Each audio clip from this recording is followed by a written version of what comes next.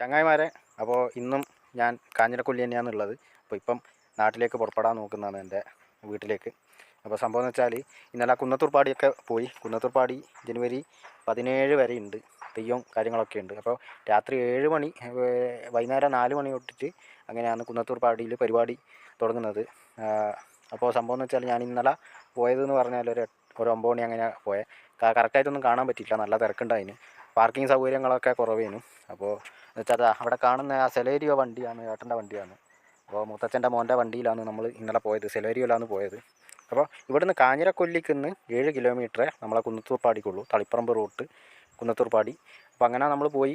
ഇന്നലെ കുന്നത്തൂർപ്പാടി പോയിട്ട് എന്ന് വെച്ചാൽ കറക്റ്റായിട്ടൊന്നും വെള്ളാട്ടവും കാര്യങ്ങളൊന്നും കാണാൻ കഴിഞ്ഞിട്ടില്ല. അപ്പോൾ സംഭവം എന്ന് വെച്ചാൽ ഇന്നലെ അങ്ങനെ ആയിപ്പോയി. ഇനിയിപ്പോൾ ഒരു ദിവസം കൂടി പോകണമെന്നുണ്ട്. അതിപ്പോൾ നാട്ടിൽ നിന്ന് എങ്ങനെയെങ്കിലും വണ്ടിയോ മറ്റോ അറേഞ്ച് ചെയ്തിട്ട് ചങ്ങായിമാരുടെ കൂടെ പോകാമെന്ന് വിചാരിക്കുന്നു. ഇന്നലെ തീരെ ഒന്നും കാണാനൊന്നും കഴിഞ്ഞിട്ടില്ല. ഒരു ചായയൊക്കെ കുടിച്ചിട്ട് തിരിച്ചു വന്നു. അപ്പോൾ സംഭവം എന്ന് വെച്ചാൽ ഈ നാട് വിട്ടു പോകുമ്പോൾ എന്ന് പറഞ്ഞാൽ ഒരു വല്ലാത്ത വിഷമം എന്ന് പറഞ്ഞാൽ ഒരു അത്യാവശ്യം നല്ല ഒരു കാലാവസ്ഥയാണ്, നല്ല തണുപ്പൊക്കെ ആയിട്ടുള്ള കാലാവസ്ഥയാണ്.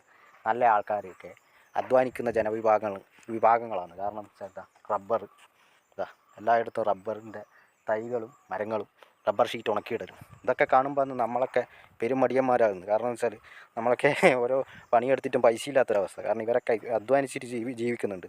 ഓരോ കൃഷിയും പശുക്കളും ഒക്കെ ആയിട്ടൊക്കെ ഇവരൊക്കെ നല്ല രീതിക്കാണ് അധ്വാനിച്ച് ജീവിക്കുന്നത്. പക്ഷേ നമ്മളൊക്കെ എന്ന് പറയുമ്പോൾ നമ്മളൊന്നും ഇതിന് വേണ്ടിയിട്ട് മുതിരാത്തതുകൊണ്ടാണ് നമ്മളൊക്കെ വളരെ ഡൗണായി പോകുന്നത്. ഇങ്ങനെയുള്ള കൃഷിയും കാര്യങ്ങളൊക്കെ റബ്ബർ മരങ്ങളൊക്കെ അതിൻ്റെ പാലെല്ലാം എടുത്തിട്ട് ഷീറ്റാക്കിയിട്ടൊക്കെ വിറ്റാൽ അത്യാവശ്യം നല്ല പൈസ. അപ്പോൾ ഇവിടെയൊക്കെ കാണുന്നതൊക്കെ റബ്ബർ മരങ്ങളാണ്.